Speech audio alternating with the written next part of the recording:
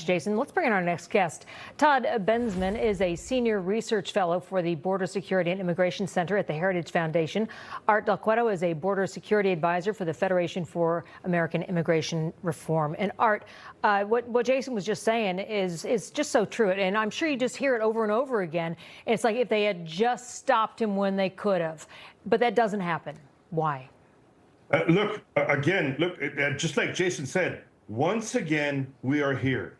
How many times do we need to continue to see these types of stories before we have elected officials, politicians that start taking it serious? Unfortunately, we have way too many individuals out there that have been voted into leadership positions and other individuals that have been very vocal and continue to put these speed bumps against an administration that has clearly shown they want the rule of law. They want to go after these types of individuals that have been here illegally, because we're going to continue to see. We're going to be here again next week with something. That's what's unfortunate, because there's too many red flags. Now, I got countless amounts of pictures that are sent to me from across the country from Border Patrol agents on truck drivers and everything else that they encounter at the borders that actually have work authorization visas, but on that visa it says a first name, and under last name it says unknown last name. Why were these documents even issued to individuals? Well, speaking of those representatives that you just mentioned, there's one here, Democrat State Rep Enrique Sanchez, directing his anger at ICE in a threatening social media post, calling out its enforcement tactics. Sanchez writing this, quote, "Fighting and dealing with ICE since last year has effed me up in the head after trying to protect and defend hundreds and hundreds of our community members in Providence and across Rhode Island. Your day of reckoning will come." Expletive. You can see it, yeah. Yeah, there you go. I swear to God. So, I mean, Todd, this is the type of language that is undermining ISIS efforts. We are consistently seeing it. We're seeing also, even in alleged attacks, here in New York City, we saw an individual come and try to attack ICE headquarters here or ICE offices. I mean, your reaction? Yeah, so listen, this sort of rhetoric is widespread. It's broad and it's deep and it's nonstop. And it is creating an environment of danger for our ICE officers who are actually being hurt, hospitalized, and threatened on a daily basis all over the country. This has to stop. It just can't keep going like this. If I'm reading that statement right, he seems to be saying, I'm trying to protect hundreds and hundreds of residents here. Right. I'm assuming he's talking about illegal aliens. You can't do that. If there are lawful detainers and warrants and they have final removal orders, what is he talking about there? Stop doing that too. You're interfering with law enforcement.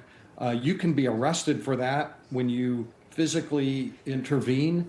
And the incitement part of that is just causing a lot of danger escalation. Knock it off. Yeah, the incitement continues. Art, there is an illegal migrant activist group, actually a number of them, that have been protesting against a banking company that reportedly was providing lending services to companies that are running federal detention centers. So they did it enough that they're now claiming victory. They say one of the banks finally shut down the deals with the detention companies, and they posted this. Citizens Bank has announced it will exit its lending agreements with CoreCivic and Geo Group. An incredible win for everyone who refused to let a major bank finance the human suffering caused by ICE detention. Community resistance matters. The statement from Citizens Financial Group denies that had anything to do with their decision.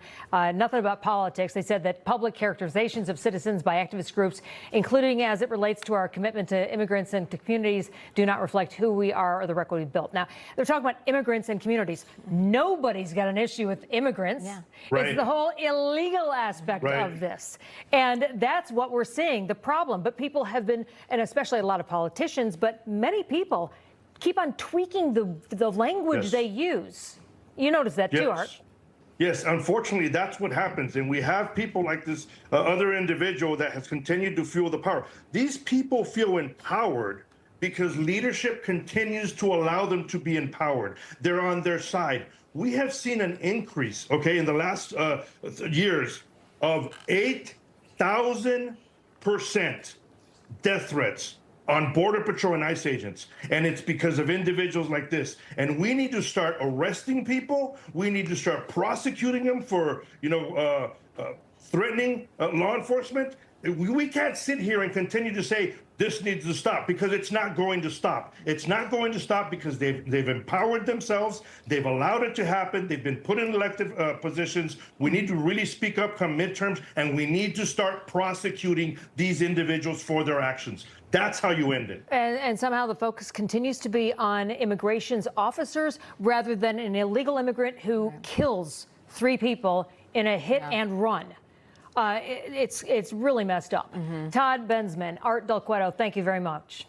Thank you. Thank you.